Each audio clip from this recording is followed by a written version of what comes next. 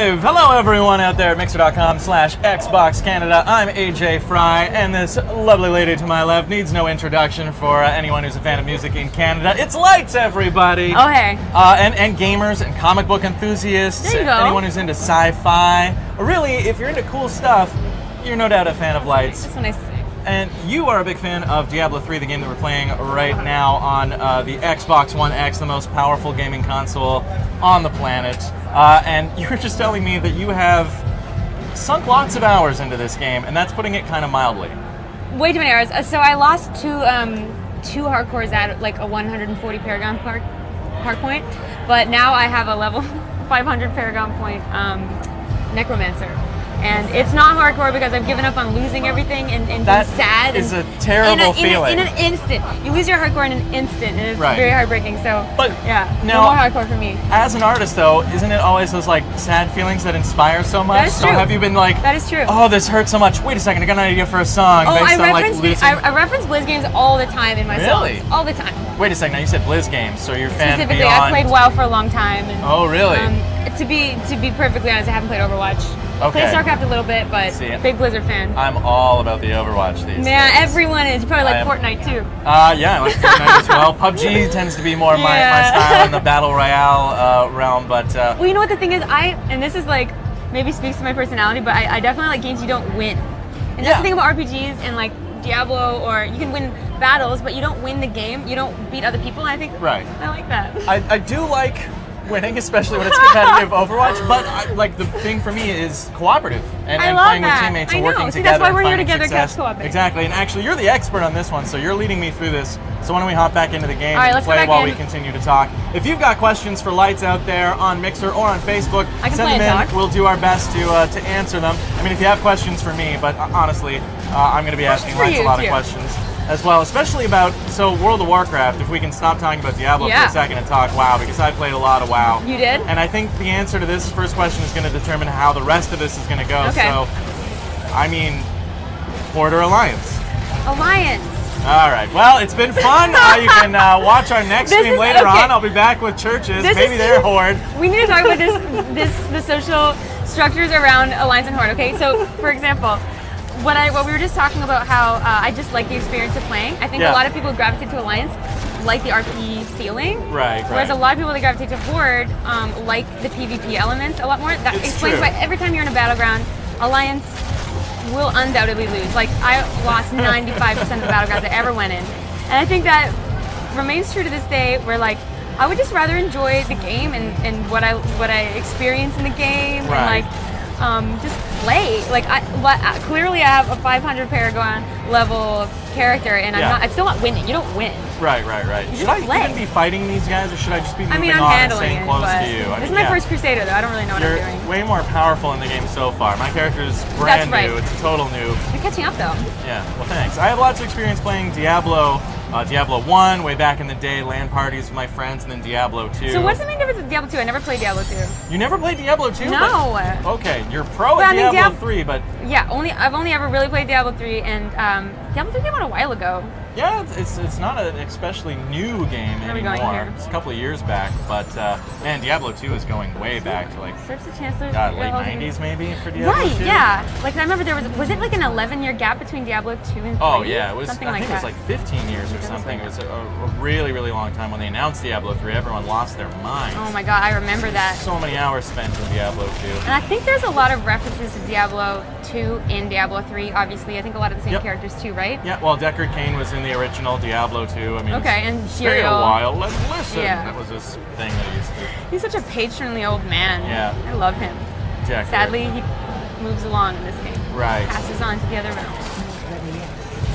So, in your music, how do you, like, what are the references that you drop? Do you like a song set and like Lordaeron or? Well, not so obvious. I think there's a lot of really cool, like if you look at any of your spell options or any of your, especially in Warcraft, I was a Death Knight. So in your skill, a Death Knight? Yeah. Okay, now Death Knight wasn't an original option. No, so my original character was a warrior. Okay. And I leveled that all the way up, but then when Death Knight came out, I started Death Knight and kind of just kept going with it, and I really liked it. Okay. But if you look at your talent tree and any of the options there. Each one of those is like an awesome metal band name. That's true. So there's a lot of like crossover in the inspiration that goes into these games. I actually met the guy that designed the Twin Blade of the Phoenix, which I have tattooed on my arm. Oh. And it's kind of interesting. You look at the crossover and the inspiration that the creators of these games get from the things that they're a fan of. I mean, in Blizz games in particular, there's a lot of pop culture references. They'll reference other games. There's Portal references. There's Plants vs. Zombies references. Like, what was the most recent one I saw in Diablo? Anyways, they're really good about just acknowledging. Oh, there's like a Last of Us level in Diablo. What? Where like there's the spores and stuff, and I think it's like a soft nod to the game Last of Us because it's an awesome game. So, you know, there's just lots of really cool things like that Blizz does, and it just goes to show that between the arts, I think that you can draw from all these things. Like in my a direct Diablo reference actually is in my comic. The forest is called Sanctuary Forest. The world of Diablo is called Sanctuary. Right, yeah. So it's just little things like that, you know, cool. Manga references. I have a song actually all about Warcraft. It came out on my first record, so. Wicked. But obviously, it's about something else. You just use the metaphors. Right. The battles and the names and the skills. So, warriors. We were talking earlier about why you enjoy Diablo 3 so much and why it's your favorite couch co-op experience. What has made it that way? Because it's a couch co-op. There's like no good couch co-op games. Unless you like the Lego games, which are amazing, and I played all of them. You know what they announced at E3 this past week, right? No. Did you ever play Battletoads when you were a kid? No. Oh man, Battletoads is a couch co-op game. It's debatable whether it's good or not because it was so difficult. I'm hearing some people chuckling over there who know about Battletoads. What's the concept? Are you a toad? There are 3 toads and you work together and it's a like platformer, but the original was incredibly difficult, as all those classic games were. So they announced the new Battletoads coming for the Xbox One and the Xbox One X, of course. And that will definitely have couch co-op support. That's the thing, like why are so many, I mean, obviously I get it on a financial perspective why they won't make games that are couch co-op because you want to sell more copies of the game. I suppose, but it's also like so much gaming is now done with your buddy over the internet, you know, on their own system. What about people who want to game with their partners? Yeah. You don't game with them on the internet. I mean, you could. You know what? A game I was playing with my wife recently on our Xbox. It's not exactly couch cooperative in that there's only one controller, but it is a shared experience that you can play through together. Life is Strange. Have you played that one? I love that game. Yeah, that was an awesome game. It's a shared experience? Well, I mean, you're sitting there together and we decide what, you know, how do you want to play this circumstance? I know what you mean. What do you think we should do here? That sort of thing. I feel that. I'll hand the controller over to her. She'll play for a while. The twists and turns in that game were crazy. I was like crying. Aww. I get emotional games. Did you play God of War? No, I haven't played God of War. That's an emotional game. I've heard good things for sure. Very emotional. Oh gosh, are you playing Sea of Thieves at all? No, it looks amazing though. Oh, that's another fun one. I mean, it's not couch co-op, but it gives you that feeling because none of the great ones are anymore, which is sad. Except for Diablo 3. Yes, Diablo 3. Right? And this is why it remains to be one of my favorite pastimes at home. Get a pint of ice cream, as we were talking about. Loot. All right, are you gonna share any of that loot? No. Oh, did I grab it all? Well, let's see what it is. You're my guest, so you can take all the loot that you want. Look at that. You got one too for sure. It'll drop 2 Leora crowns for sure. Oh, okay. Cool. Yeah. What it does in the new in Diablo 3 at post Necromancer patch, I think, unless it's not on here, is divvies up the gear depending on what your spec is. Oh, that's smart. Saves you the trouble. Saves you having to deal with it. See if you got it. Oh, you didn't get a helmet. Damn. I don't have Leoric's Crowd. Did you get something Leoric's? Oh, put that on. Oh yeah, that's nice. This guy? I like crossbows. Anything else that I can do? Our goal, here? we discussed our goal. We are hoping that we can get to. Oh, you got a new upper skill on that one. All right. There we go. What should I be doing here? Yeah? A. Outros? On your A. A? All right. Is that enough? Let's just keep going. Let's just keep going. Oh, wait, hold on. Actually, I'm obsessed with like specking. It helps. Really knows your stuff. If you got questions for Lights, send them in. We got a little message prompter here. We'll continue the conversation. So, what were some of your early experiences in gaming, Lights? Like, what were some of your earliest memories of, this is what gaming is? Because I think you're a little bit younger than I am, but not by too much. Not that much. The same You'd be surprised. First games I ever played were Donkey Kong Country. Okay. And on my computer, and Super Mario pre-N64. Cool. And I played on my computer, and it was sort of like a cracked version of the game at the time. And you could save it. Hitting F2, you could save your progress, and I became obsessed with the idea of just like perfecting a game and never dying. And that was my first introduction to gaming, probably, and then got an N64 after that, and obviously Mario Kart, and got into that. But interestingly enough, I got a lot of joy out of watching other people play games in the beginning, like Resident Evil. Like, those games were so terrifying. So I've watched from a distance and become fascinated in the ideas that were in them, and eventually gained up the nerve to play by myself. And I remember the first time I really sat down to dive in on a game was Warcraft. Yeah. And that led me to the Final Fantasy franchise. Well, Final Fantasy is big as well. Yeah, so 13 and 13-2 and Lightning Returns were my real sort of entrance into the enjoyment of character building and world building. So you write music, you write comic books, you're now a mom as well. How do you have time to continue to game? How do you... You have to make time for the things you enjoy. That's the number one advice I have to give people. If you enjoy gaming, make time for it. And I find it very inspiring, especially with what I do. I write and draw comics. I get a lot of ideas in the games that I play. Yeah. And I'm inspired by it all. Time portal, here we go. So if you're getting something out of it, but also enjoying yourself in the process, it's definitely worth your time. But if that's not something you enjoy, don't waste your time on it, obviously. I think a lot of people fall away from gaming because maybe it wasn't their first love, but it's one of mine. Yeah. I've always loved it. Too. Did you ever go to any LAN parties when you were a kid? No, and that goes back to my like social anxiety gaming. Like I just like doing it by myself. Right. Unless I'm couch co-oping like this, you know. But playing online and like Battlegrounds and stuff was never really my thing. Ooh, we upgraded. Should I upgrade as well? Oh, I think we just go in. Like, there we go. Okay, I'll just follow you. I mean, who's player one and who's player two? That's an excellent question. Player one is Lights. She is leading the way. The yellow one. The yellow one. I'm the Demon Hunter, player two. Where are you seeing that question? Oh, right there in our little monitor right there. Oh, that's interesting. You don't got to worry about that. That's for me. That's for you. Okay. Yeah. I won't look. It's kind of hard to avoid. All your now that you know that secrets are on there. Oh, we should repair. This is the number one thing in Diablo. Okay, where do I don't have to repair anything. You can salvage everything. Buy. All right. Do I you just have go to resources. Yeah, A, and then mass salvage. Y. Y? Yeah. Accept. Yeah. All right. Yeah, we're good. Yeah, let's go do more. Okay. We still haven't gotten to the skeleton king And you yet. put this on hard mode. This isn't normal mode, and we're still surviving. We're still surviving. You can actually go until you complete the first run of the campaign. You can't go any higher than hard. Okay. What are the levels beyond that? Is it goes up to Torment 13. So it's... Oh my gosh. Where are we? So it goes all the way up to here, and I'm currently on my main character. I'm playing on Torment 11, but right now we're just down here. Okay, well then this is kind of easy comparatively. But this is fun. Yeah. Right? I'm having fun. I'm having fun. I mean, I'm playing Diablo 3 with Lights. How could you not be having fun? There we go. This is when Deckard gets... Oh no, did we already free him from the demons that kidnapped him? We did. Did we free Deckard already? Oh, okay. He was kidnapped, and now we have Leoric's crown, and we're putting it in this thing. And this will take us to the Skeleton King. Okay. That's what I'm talking about. All right.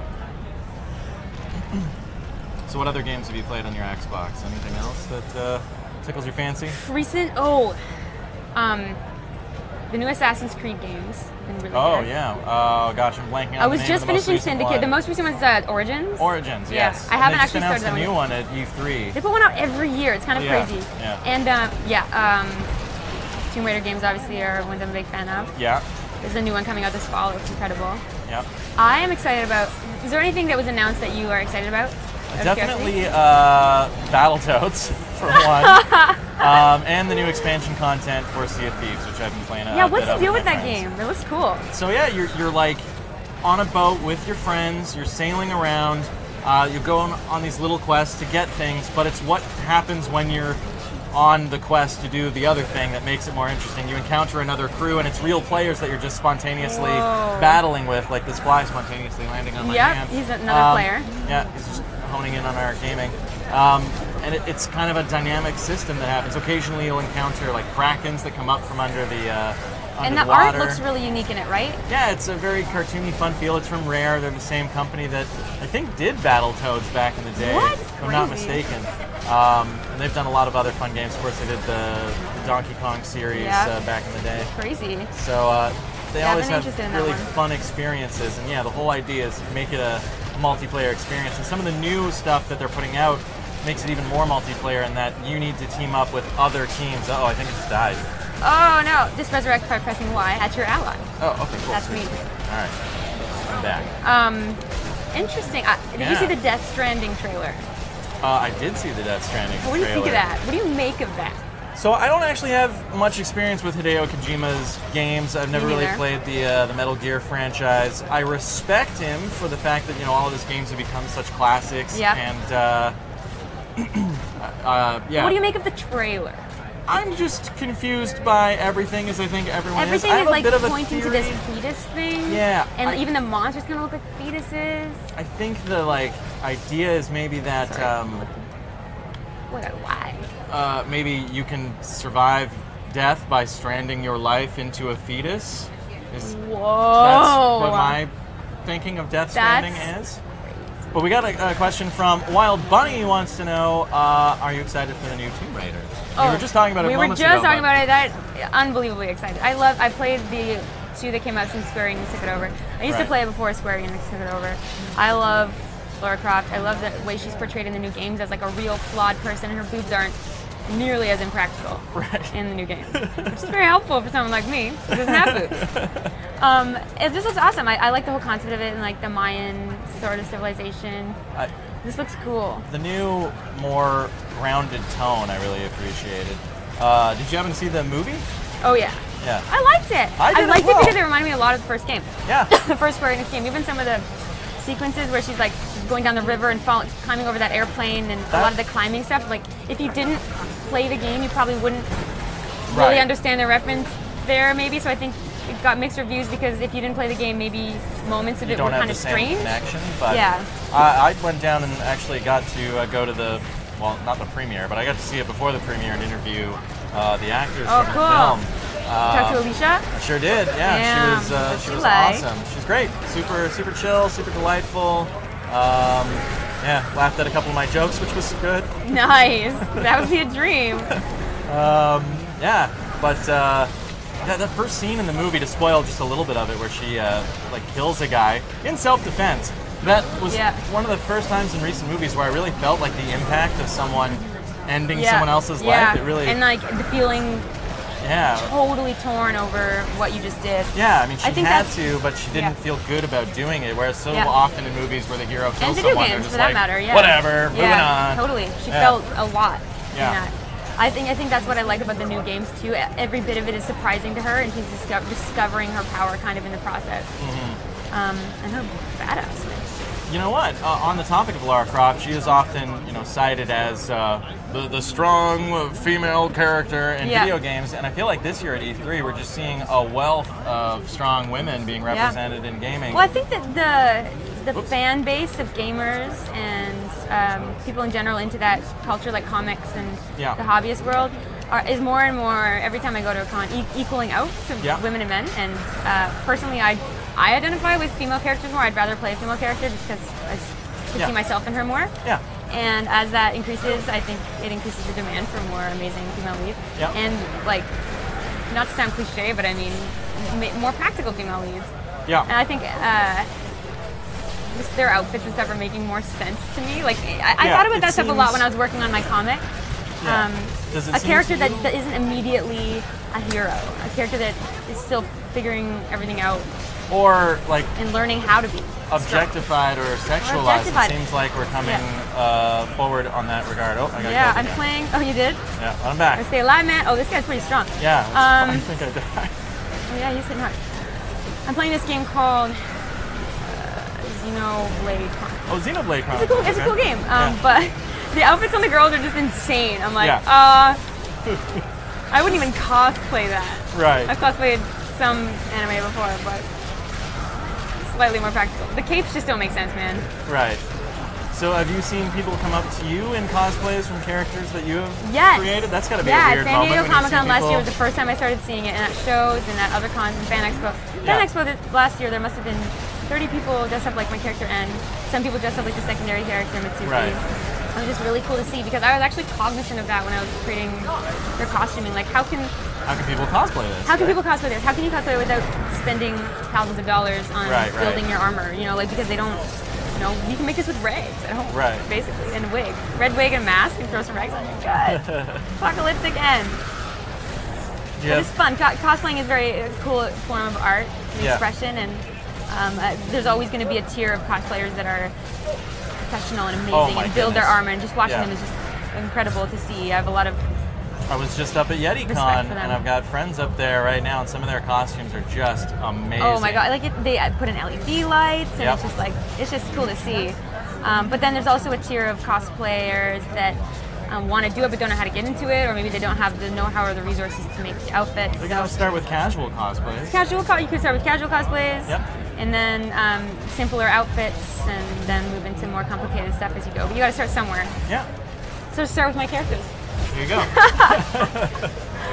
So let's talk about what's out there, what people can acquire if they're just now finding out about lights. What would you recommend people pick up first? Well, like, should people grab comics, listen to the music? Because I know that you were releasing stuff last July, leading up to September, and tell us about how you did that. So last July was the first issue of the comic. So the record Skin and Earth ties in with the 6-issue comic series. Each issue is 2 songs, and it all ties in down to the lyrics and the dialogue, to the storyline in the comic and the characters. Although both mediums can stand alone. If you are just into comics, go pick it up at Silver Snail or wherever you go. Yeah. You know, I love Silver Snail, awesome local shop.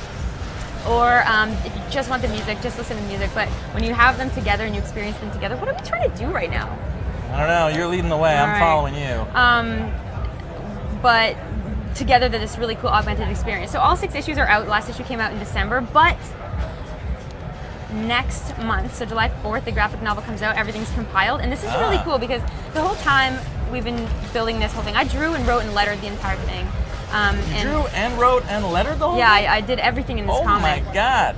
And it's been fun really sort of planning a release for something that doesn't exist. I don't think anyone's tied music and comics to this degree. So just coming up with ideas and how to do it all has been really fun.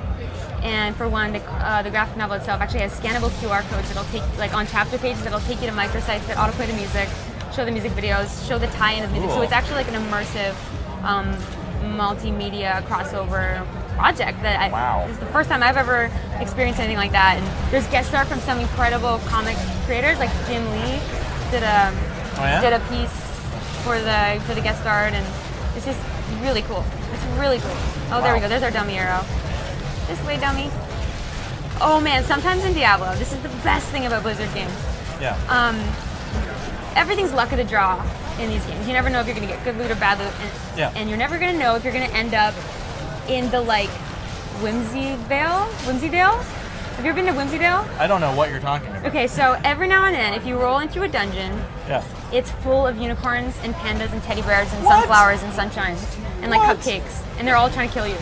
Oh, okay. And it's like the most amazing world. It's like evil teddy bears. In Diablo 2, there was the cow level. See, and that's interesting. I didn't know. I was always wondering that. Tell me about that, because one of the, you know, when your buffer screen comes up and there's like tips on it? Yeah. One of the common tips that comes up in Diablo 3 is there is no cow level. Yes. So what's the cow level? Tell me. So there was a way that you could enter the cow level by obtaining Wirt's leg, and Wirt was a character from the first game, and you put it in the Heradra cube with a few other items, which I forget right now, but there's a recipe to do it. And then you get this portal that opens. It was a red portal. Do you have to make the Staff of Hurting? Or is that only in this game? I think that's this game. Right, I don't remember what the recipe was exactly. But then you would get teleported, and all of the enemies were cows, but they were cows with big spears, and they were very deadly. And it was a huge battle, but you would find amazing loot in the cow level if you could sustain and survive it. Oh, I love it. Oh, I died again. That's amazing. That explains a lot for me. Secret from but I love that. Diablo 2. In this one, there's a similar thing. I think if you get the plan for the Staff of Hurting from Izual, who's one of the bosses, and then get Wirt's spell and Wirt's butt, and like this crazy thing and that crazy thing, that are like super rare drops, then you can get the Staff of Hurting, which will get you into Whimsydale, I think. Okay. So it's sort of like interesting. It's just I love this. I love that kind of thing about games. All the little secrets and things. That's the beauty of this culture, and that's the beauty of comics. That's the beauty of video games. There's all these Easter eggs all throughout the experience. If you're out there watching us at mixer.com/Xbox Canada, submit your questions right now. We will take them. We will answer them as best as we can. Hop on in on the conversation. It's a health pot. Boom. So you're performing here at North by Northeast tonight. You're going to hear it. Oh, you're going to be at YetiCon. Yeah, I've got lots of places to be. I would love to stick around though, but I was pre-booked for YetiCon. I've never been to YetiCon. It sounds fun. Yeah. It's up at Blue Mountain Resort. It's so fun. I used to snowboard there all the time. So many cosplayers all over the place. Is it all about cosplaying? I mean, it's celebrating cosplay for sure. There's also some just, normies who are out there wandering around looking at everyone going, fair. Oh, I love it. God. That's why people cosplay, to get stared at. Exactly. You work hard on your costume. Oh. That sounds really fun. Yeah, I'm playing at 8, playing with churches, and really looking forward to the show. It's a free show downtown. Young and Dundas are obviously closed off where we are right now. Yeah. And have you noticed that oh, hold on a second. You got a question. Do you bring a console with you when you are on tour? Yes. All the time. Yeah. Whether it's, just something handheld or a bigger console, I always have something out because, like I said, it's how you relax. It's how I relax and unwind and get to be mindless but still mindful, if that makes sense. I'm the same way. You don't turn your mind off when you play video games, you just put it somewhere else, and I think that's a good place to be. I find a lot of watching television and movies is just consuming, but when you're gaming, you're still functioning. Yeah, and you're challenging moving yourself slightly. a little bit. Yeah, it's a little bit more of an involved When my husband's home from tour, both of us tour, we're hardly ever home at the same time. And when we are, our big treat to ourselves is, like I said, a pint of ice cream and just literally just sitting like this, gaming until 3 or 4 a.m. And oftentimes it'll be sunlight before we go to bed. But I know those feels. We enjoy it. Gotta do it if you love it, right? Have you noticed there's a difference with Canadian crowds versus crowds elsewhere in the world? And do you think that's because you're from Canada, if there is a difference, or are people all the same all over the world? People are all the same all over the world. This is the best thing I've realized after touring. I don't know, the world is a lot smaller now, and a lot of people are connected in terms of fashion and interests and culture, and even something like nerd culture, people all across the world. You'll find people that love the games you love, no matter where you are. Yeah. And it's something immediate to connect over. And everywhere you go, the crowds may be smaller, crowds may be bigger, but everyone is just into the same thing, which is cool. I love it. You feel like home everywhere. Sparty Shock says, lights in churches, what a show. Will be a show. Right? Come on down. If you are also down to the rodeo. Churches, they'll be up gaming with me next at 3:30 right here. We're going to be playing I understand they're into comics.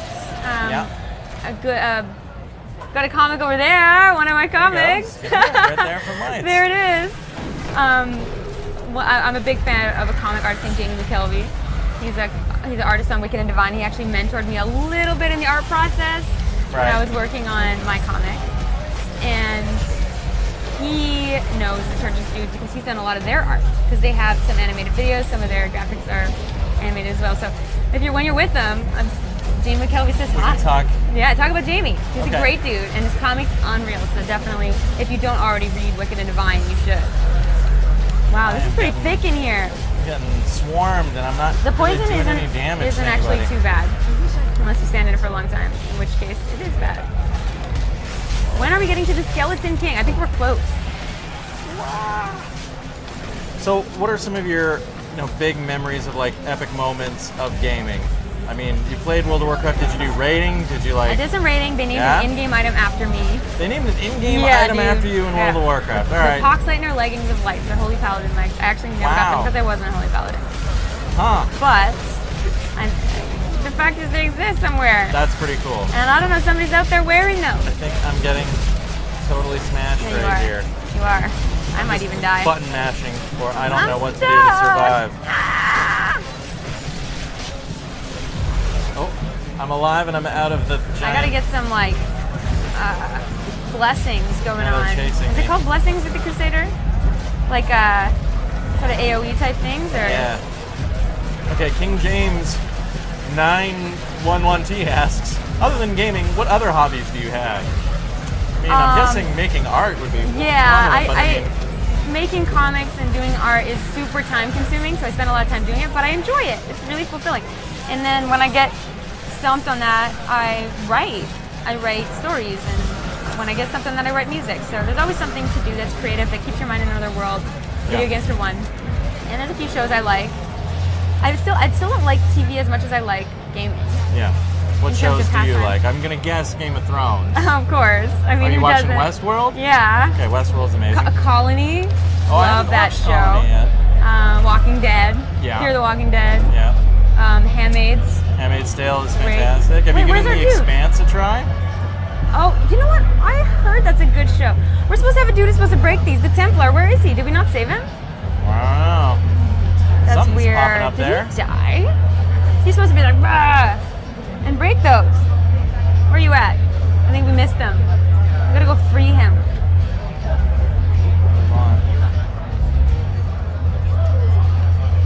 I'll just try to teleport you over. I'm trying to keep up. How do I run faster? You keep combat rolling.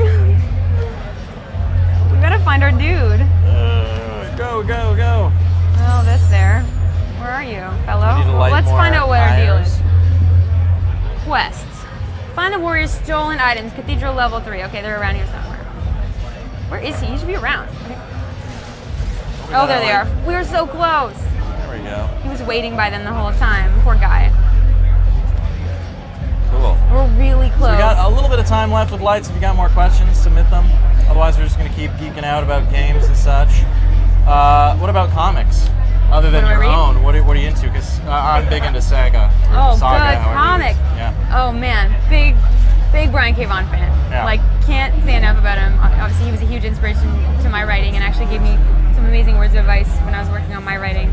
Cool. See, the thing is, and this is what I learned in the process, if there's something you want to know, reach out to the people you respect, and you never know who's going to hit you back. You know what I mean? Well, on that front then, if someone is an aspiring musician, creative type, what advice do you give to people when they ask you for advice? What are your big things? You know what? Do it. Get out there and do it. And I think a lot of people are waiting for advice that they want to hear, like, this is how you get discovered, or this is the answer. And that music is funny because while there is no way to do anything, and there's no proper way to get discovered, there's no proper way to find your sound. Right. You have everything at your disposal. That's more than I can say I had 10 years ago. Yeah. You have a place to put your music out. You can buy the digital recording software, or there's digital recording software on your computer already, probably. But if you want to get something better, it's in the App Store. Like, everything is there. So all I recommend people do is just spend time. Right? Yeah. Don't be too precious about those early songs because they're gonna suck. Honestly, your early songs are gonna not be good. But write and keep going with it, and don't let yourself only try one thing. Right. Produce, engineer, especially women out there. Like, there is a place for you in the music industry. There's a place for you as a producer. There's a place for you as an engineer. There's a place for you as a front of house person. Get out there, try it. Right. I'm looking for women to produce and work with right now. And work on my stuff, and it's there's not as many out there as you'd like, but there are a lot, and it's growing. It's growing, and it's amazing to see. So it's cool. Just use the tools that are at your disposal, and just don't wait for tomorrow to get started on the things that you love and care about. Whoa, what's with your like mana? Why is it 2 colors? I don't know. What are you? Oh, you're you're Demon Hunter. I have, like, different abilities. That's very cool.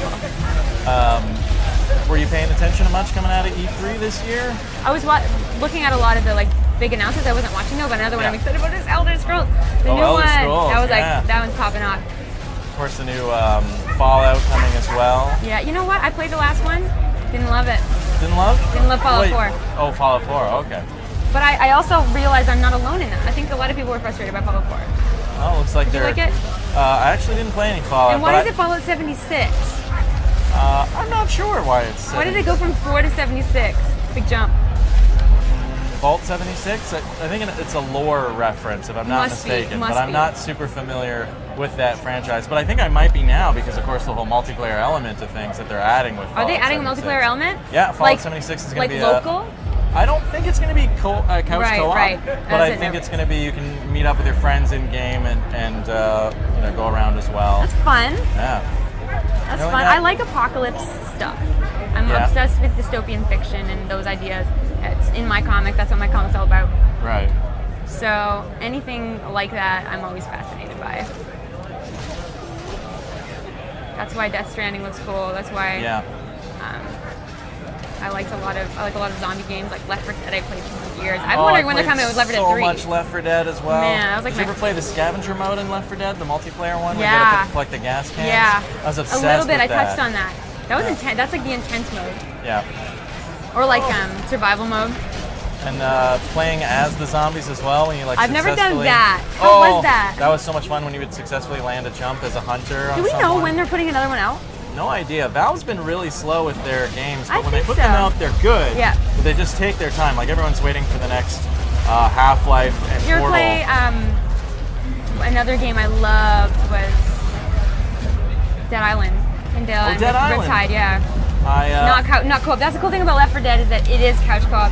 You can play with like 4 friends. Yep. On your couch. Yeah. But do you think we're gonna make it to the Skeleton King? I don't know. We only got like a couple of minutes left. I doubt it. We're close. I'm jumping all over the place. That was my dream, you know. Scribe's item. Oh, I got some things right here. We're hearing from Lock Danon's scroll. Oh, I gotta heal up here. Save me, lights. I think you have to also repair. I just got pretty damaged. That's my gear. Well, I've died a bunch, so yeah, my gear would be pretty ruined. Oh. There we go.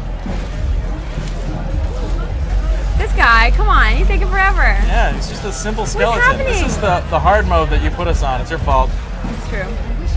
Wait till you get to Torment 12. Oh my goodness, I can't even imagine how difficult that might be. It's a strain on our... Alright, so I need to heal up, but I don't have the... Oh, no, here we go. I'm good. Oh, watch this. Take you back. Get you repaired in time to wrap up. In time to wrap up. We are getting the wrap right now. We're back there in Tristan. This was really fun. I had fun couch co-oping with you on like one of my favorite games. Do you think you're going to go play more games before you hit the stage here at North by Northeast? Probably. It's how I unwind. It really it takes my mind off of the stresses of life. All right. Well, this has been an Xbox Live session with Lights. I'm AJ Fry. Thank you so much for joining us on Mixer, everyone. We'll see you in the future. This was a pleasure. That was awesome. GG. We both have like sweaty hands right now.